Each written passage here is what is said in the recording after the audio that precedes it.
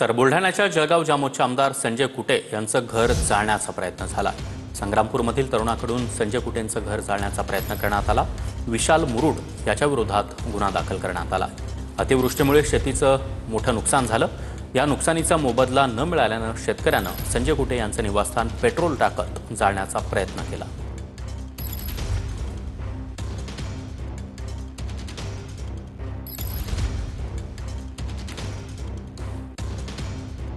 जळगाव जामोद मतदारसंघाचे आमदार संजय कुटे जे भाजपाचे आमदार आहेत, त्यांचं काल जो तृप्ती विला नावाचा जो बंगला आहे तो एका युवा शेतकऱ्याकडनं पेट्रोल टाकून जाळण्याचा प्रयत्न केला आणि यामुळे संपूर्ण राज्यभर खळबळ उडालेली आहे।